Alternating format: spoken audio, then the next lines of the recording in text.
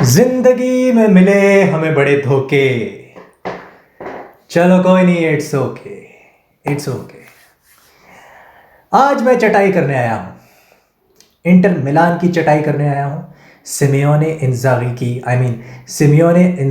की टैक्टिक्स की चटाई करने आया हूँ। और मैं चटाई करने आया हूँ उस महान टीम की जो कि सीरिया आज जीतने वाली है।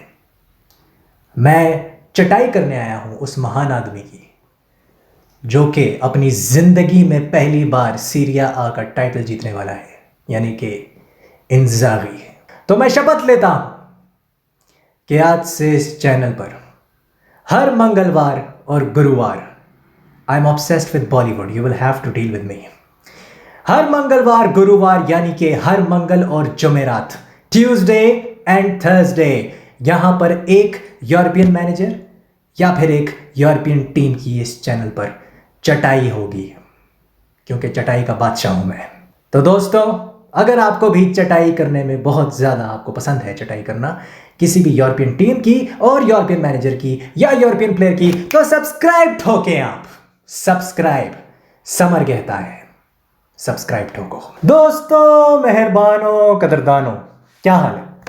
आज हम बात करने वाले हैं इंटर मिलान की, and Inter Milan will be in discussion obviously, जैसे समर ने आपको बताया कि इंटर मिलान के ऊपर आज हम इंटर मिलान की चाटने वाले हैं। तो yes, we are going to do something like that. यहाँ पे पहले तो मैं ये बताना चाहता हूँ कि इंटर मिलान जो है वो 14 पॉइंट्स आगे है जो उनकी राइवल टीम है, सेकंड टीम एसी मिलान से, and they are surely going to win the title with 8 games to go. Simone Inzaghi जो है वो 2016 में वो पहले जो है उसने अपना करियर स्टार्ट किया, जो उसका सीनियर मैनेजरियल करियर था, वो अपॉइंट हुआ था मैनेजर लैट्जियो का सीरिया में। उसने आज तक 2 ही टीम्स को मैनेज किया है, एक लैट्जियो और एक इंटर मिलान। बहुत ही मेरे लिए शॉकिंग बात थी, क्योंकि मुझे लगा था कि शायद इसके पास बहुत ज़्यादा वास्ट एक्सपीरियंस है। मुझे नहीं पता था कि इसने सिर्फ 2 टीमों को आज तक मैनेज किया। और सीरिया ये अभी तक नहीं जीता हुआ। कोपा इटालिया जीता हुआ है, यानी कि इटली का जो कप होता है, सुपर कप जीता हुआ है इटली का 2 बार। लैट्जियो के साथ भी जीता हुआ है और इंटर मिलान के साथ भी जीता हुआ है। लैट्जियो के साथ ये 5 साल रहा था, 2016 से लेके 2021 तक, एंड इन 2021 फिर इसको अपॉइंट किया इंटर मिलान ने, जब कॉन्टे को उसको खैर बाद उन्होंने कह दिया कि भाई कॉन्टे भाई, आपने हमें टाइटल जितवा दिया, ठीक है, thank you so much, thank you for your services, but we have to go on a new direction. एक अटैकिंग फिलॉसफी वाला हमें एक बंदा चाहिए। और पिछले 3 साल से सिमियोने इंजागी जो है वो किसका मैनेजर है? इंटर मिलान का मैनेजर है। और इंटर मिलान, जैसे कि मैंने बताया, 2021 में लास्ट टाइम जो कह सकते हो कि कोविड के बाद वाला जो ईयर था, उसके अंदर वो टाइटल जीते थे अंडर कॉन्टे। सो फिलॉसफी क्या है, अटैकिंग फिलॉसफी क्या है, व्हाट इज द फिलॉसफी? इसमें कोई शक नहीं है कि सिमियोने इंजागी जो है वो योहान क्राइफ के प्रिंसिपल्स के ऊपर काफ़ी ज़्यादा जो है वो भरोसा करता है और उनको यूज़ भी करता है अपनी मैनेजरियल फिलॉसफी में। यानी कि कहने का मकसद मेरा ये है कि जहाँ पर भी तुम पत्थर उठा के देखोगे, तुम्हें योहान क्राइफ फिलॉसफी नज़र आएगी। जिस गेम को तुम निकाल के देखोगे, तुम्हें योहान क्राइफ फिलॉसफी नज़र आएगी। वो वहाँ पे है, लेकिन तुम्हें पता नहीं है कि वो वहाँ पे है। सिर्फ देखने वाले की नज़र चाहिए वहाँ पे। प्रिंसिपल अगर पता होना, ये 5 प्रिंसिपल्स जो मेन प्रिंसिपल्स हैं योहान क्राइफ फिलॉसफी के, यानी कि इसके अलावा भी बहुत से प्रिंसिपल्स हैं, बट जो ये जो मेन प्रिंसिपल्स हैं, अगर ये तुम्हें पता है तो तुम्हें योहान क्राइफ फिलॉसफी दिख जाएगी कि ये बंदा ये यूज़ कर रहा है और इसके प्रिंसिपल्स को यूज़ कर रहा है। प्रतिष्ठा, परंपरा, अनुशासन, ये सब कुछ योहान क्राइफ के इर्द गिर्द घूमता है। ठीक है, हमेशा याद रखो, he is the greatest manager of all time and also Rinus Michels. Inter Milan जो है वो रोटेशन के अंदर बिलीव करती है, यानी कि योहान क्राइफ फिलॉसफी के पर्सनल मैटर नहीं करता, स्ट्रक्चर मैटर करता है। सेंटर बैक मिडफील्डर बन सकता है, मिडफील्डर सेंटर बैक बन सकता है, लेकिन स्ट्रक्चर सेम रहेगा। और स्ट्रक्चर क्या है इंटर मिलान का? 352 is the structure of inter Milan, जो कि वो हमेशा मेंटेन करके रखती है, लेकिन पर्सनल चेंज होता रहता है, ऊपर नीचे होता रहता है। ठीक है, यहाँ पे अगर निकोला बरेला की बात करें, जो कि एक मिडफील्डर है और बॉक्स टू बॉक्स मिडफील्डर है, और अगर हम बात करें यहाँ पे चालहानोग्लू की, जो कि टर्किश का एक डीप लाइन प्ले मेकर है, रजिस्टा के रोल में खेलता है, पीछे बैठ के डिक्टेट करता है प्ले को, पासेस क्रिएट करता है, passing range is immaculate of this man. तो ये जो बंदे हैं, ये 2, ये एज ए सेंटर बैक खेलना शुरू हो जाते हैं। ऐसा भी होता है कि कुछ फेजेस ऑफ प्ले में ये सेंटर बैक बन जाते हैं, और इनके जो 3 सेंटर बैक्स हैं, यानी कि बेंजामिन पावार्ड, यानी कि स्टेफन टीरेज या एसआरबी या जो इनको दूसरा जो बेस्ट इनका सेंटर बैक है बेस्टोनी, ये मिडफील्ड में घुस जाते हैं और ये रन्स बनाना शुरू कर देते हैं, क्योंकि ये क्या बिलीव रखते हैं, किस चीज़ में बिलीव रखते हैं, make runs from the deep and try to enter into the box. ठीक है, वही बात है कि स्ट्रक्चर मेंटेन करके रखो लेकिन डीप से रन्स बनाओ बॉक्स के अंदर। ठीक है, और इसीलिए इनके पास बहुत से अच्छे प्ले मेकर्स भी हैं और वर्क हॉर्सेस भी हैं जो कि they can act as runners and they can act as भागने वाले भड़वे इफ़ रिक्वायर्ड। तो वो चीज़ जो है इसके अंदर है, एक्सप्लॉयट करते हैं ये स्पेस को। अब फॉर एग्जांपल निकोला बरेला, वो क्यों इतना अच्छा है?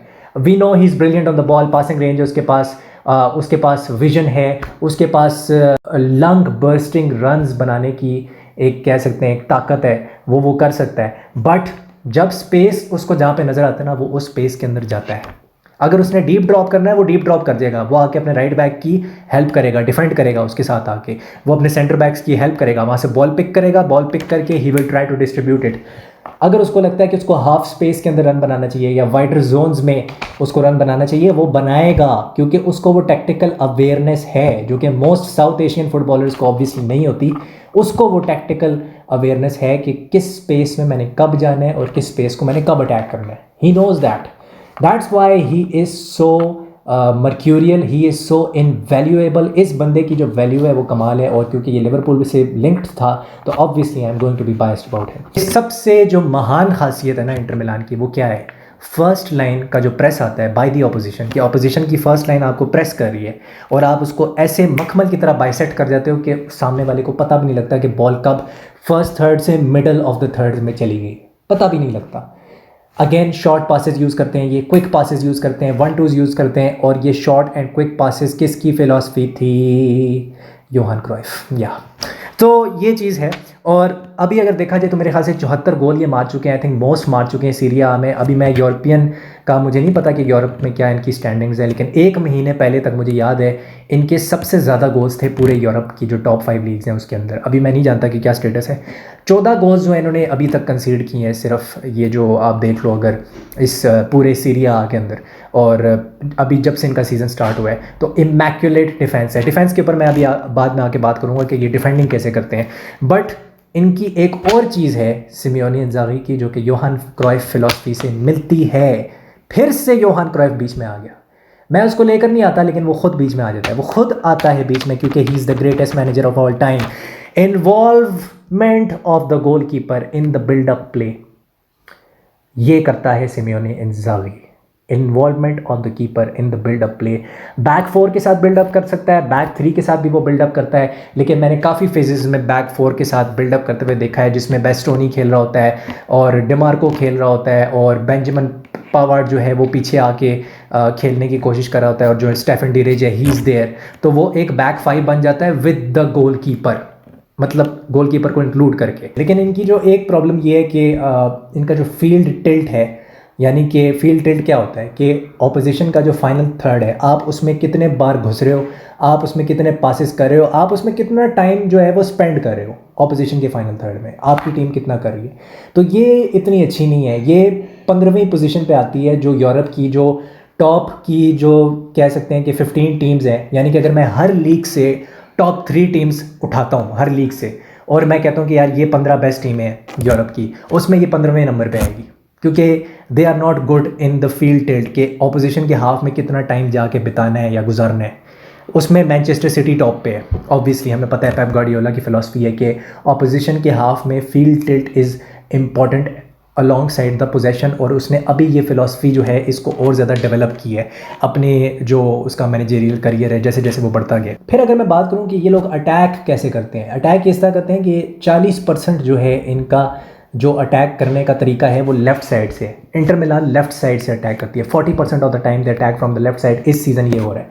और डिमार्को जो है वो एक बहुत ही बड़ा हथियार है इनके पास, वो वाला हथियार नहीं, मैं इस वाले हथियार की बात कर रहा हूँ। 6 असिस्ट और 4 गोल वो मार चुका है, 10 गोल इन्वॉल्वमेंट्स है उसकी as a left wing back, और ये डीप से रन्स क्रिएट करता है और डीप से ही ये क्रॉसेस मारता है, जैसे ट्रेंट अलेक्जेंडर आर्नल्ड या रॉबर्टसन जो है वो लिवरपूल के लिए एट द सेम अगर टाइम मारता है। फिर से लिवरपूल बीच में आ गई, I am a biased person, yes. Crosses जो हैं वो 22 हैं अभी तक इनके, मतलब पर 90 मिनट्स कितने क्रॉसेस करते हैं, ये 22 क्रॉसेस करते हैं पर मैच, पर 90 मिनट्स।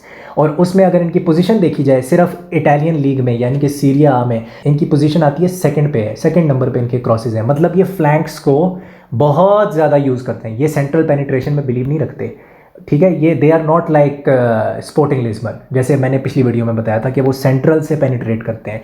ये लोग फ्लैंक्स से आगे मारते हैं और ये थ्रू बॉल्स पे भी बहुत ज़्यादा डिपेंडेंट है। इनकी अगर थ्रू बॉल्स का रेशो देखो पर 90 मिनट्स तो वो है 1.85 और ये नंबर 1 पे है, फर्स्ट पोजीशन पे है इनकी through balls in the Syria. Number 1 team है जो कि सबसे ज़्यादा थ्रू बॉल्स करती है। इन बिहाइंड रन्स क्योंकि इनके प्लेयर्स निकालते हैं। आप थ्रू बॉल कब करते हो, आप क्रॉसेस कब देते हो, जब आपके प्लेयर्स डीप पोजीशन से आगे की तरफ लंग बर्स्टिंग रन्स निकालते हैं तो तभी आप दोगे ना। अगर रनर ही कोई नहीं होगा तो किसको दोगे आप पास, आपका पास कभी कंप्लीट ही नहीं हो पाएगा, because there is no runner in the box, right, in the final third. तो वो जो है इसमें ये बहुत ज़्यादा फिट है। और इनके जो रनर्स हैं, that lung bursting run from the deep, that is the main element of Simeone Inzaghi's philosophy. Start from the deep. That's what she said. That's what she said. Even Bastoni जैसे players, Pavard जैसे players, they join the attack, they join the front five. Sometimes they go in the midfield. क्यों? क्योंकि lung bursting runs are very important from the deep. तो वो चीज़ है। फिर अगर मैं ये बात करूँ कि इनकी जो एक बड़ी इंपॉर्टेंट फिलॉसफी है कि ये जो क्रॉसिंग जोन्स है उसके अंदर बिलीव रखते हैं कि क्रॉस द बॉल अर्ली, जितना अर्ली तुम क्रॉस करोगे बॉल को उतना ज़्यादा चांसेस होंगे फ्रॉम द डीप कि जो रनर है, क्योंकि रनर हमेशा तैयार रहता है। लोतारो मार्टिनेज को ले लो तुम निकोला बरेला को ले लो, तुम इनका खितारियन ले लो, तुम इनका जो सेंटर बैक्स की मैंने बात की है वो ले लो, वो हमेशा तैयार रहते हैं कि वो बॉक्स में अराइव करेंगे और लेट रन्स मारेंगे इन द बॉक्स। तो इसलिए deep cross is very important and timing of the cross is very important, ठीक है। Timing is very important, that's what she said. Martinez जो है वो अभी अगर आप देखो तो वो 23 गोल स्कोर कर चुका है। और मार्टिनेज जो है वो ऐसा बंदा है जो कि between the lines, half spaces के अंदर और लाइंस के बीच में, जो डिफेंसिव लाइन है और मिडफील्ड लाइन है उसके बीच में आके ड्रॉप करता है, पीछे आके ड्रॉप करता है वो। And he sometimes acts like Firmino, और वो फिर ले ऑफ करता है बॉल को, पीछे ड्रॉप करके स्पेस क्रिएट करता है थुराम के लिए। मार्कस थुराम जो उसका फ्रंट टू में स्ट्राइकर होता है, और मार्कस थुराम जो है वो बेसिकली एक रनर है, मतलब वो इन बिहाइंड रन्स निकालता जाएगा। अब it like you can say Darwin Nunez, ठीक है, वो काफ़ी मोबाइल किस्म का स्ट्राइकर है, काफ़ी ज़्यादा रन्स निकालता है वो, और बड़े ज़बरदस्त किस्म के वो रन्स निकालता है, मतलब in behind twist and turn करके वो रन्स निकालता है। दूसरा, Thuram also acts like a target man at times, क्योंकि मैंने उसको अक्सर देखा है कि सबसे ज़्यादा जो हेडिंग ड्यूल्स होते हैं वो जीत रहा होता है और वो ले ऑफ कर रहा होता है लोतारो मार्टिनेज के लिए या विंगर्स के लिए या अपने मिडफील्डर्स के लिए जो कि हाफ स्पेसेस में होते हैं। तो वो एज अ टारगेट मैन की तरह भी एक्ट कर लेता है, मतलब वो रोल भी कर लेता है। Basically he is more of a target man than ये जो लोतारो मार्टिनेज है। और लोतारो मार्टिनेज के भी रन्स बड़े ही ज़बरदस्त होते हैं। थुराम भी बहुत अच्छी साइनिंग रही है इस दफ़ा, और मेरे ख्याल से काफ़ी असिस्ट, उसने 6 असिस्ट किए हैं और 10 गोल भी स्कोर किए हैं, तो कोई 16-17 गोल इन्वॉल्वमेंट्स इसकी हैं। बट इसकी जो बेस्ट रेट है वो ये है कि he makes those runs in the channel and those runs are dangerous. दोनों का जो प्लेयर्स हैं, जो दोनों प्लेयर्स हैं, उनकी प्रेसिंग भी बहुत अच्छी है, दोनों एक दूसरे को समझते हैं और इनका लिंक अप प्ले भी बहुत अच्छा है। They are very good with 1-2s and linking up with the other players, और क्लोज प्रॉक्सिमिटी में रहने की ये कोशिश करते हैं। अब अगर मैं आ जाता हूँ डिफेंस पे, तो डिफेंस इनकी जो है वो मैन मार्किंग है और प्रेस है, मतलब प्रेस आपने करना है लेकिन मैन मार्किंग की तरह करना है। और ये उसी को मद्देनज़र रखते हुए, क्योंकि इनकी डिफेंसिव फिलॉसफी इस तरह की है, तो ये इन बिहाइंड रन्स निकालने में ज़्यादा बिलीव रखते हैं और ये डायरेक्ट अटैक्स में ज़्यादा बिलीव रखते हैं, ठीक है।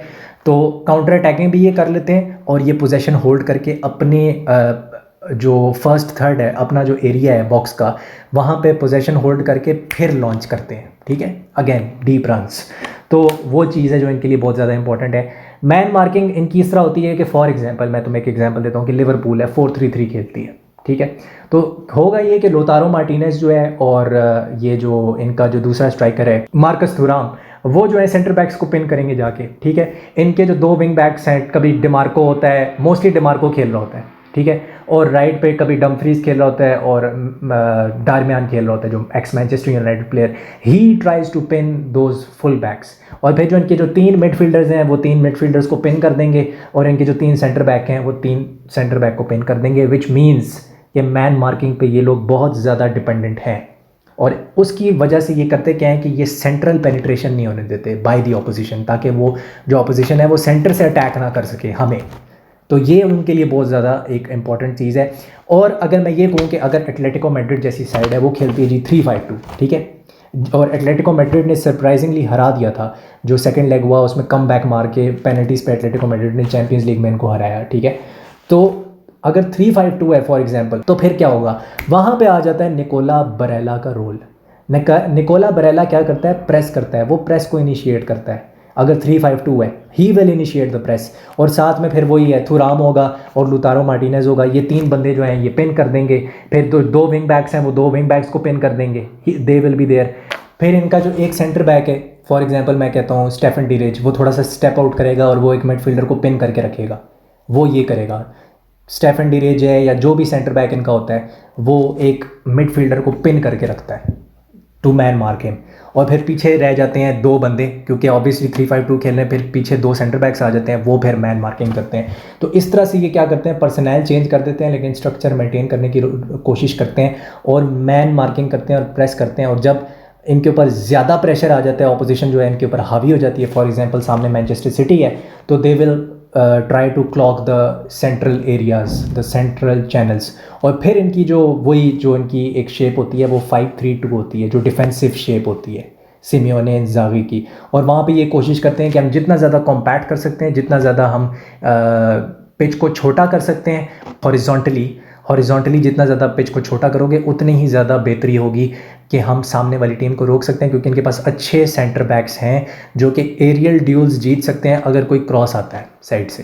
तो ये इस चीज़ में बिलीव रखते हैं, तो ये चीज़ है और इस तरह से ये लोग चलते हैं। एंड ये है फ़िलॉसफी सिमियोनी इंज़ागी की, जिसमें आप कह सकते हो कि थोड़े से कैटेनाचियो के प्रिंसिपल्स भी हैं, थोड़े से मार्सेलो बिएल्सा के प्रिंसिपल्स भी हैं, ख़ास तौर पे ये जो मैन मार्किंग वाला प्रिंसिपल है और ये जो प्रेसिंग वाला प्रिंसिपल है, और योहान क्राइफ के प्रिंसिपल्स तो हर जगह हैं सिमियोने इंज़ागी की फ़िलॉसफी में। तो ये आज की वीडियो थी। अगर आपको वीडियो पसंद आई है तो लाइक करें, शेयर करें और सब्सक्राइब करें और वीडियो को आग की तरह फैला दो। I will see you soon in the next video. हस्ता ला विस्ता।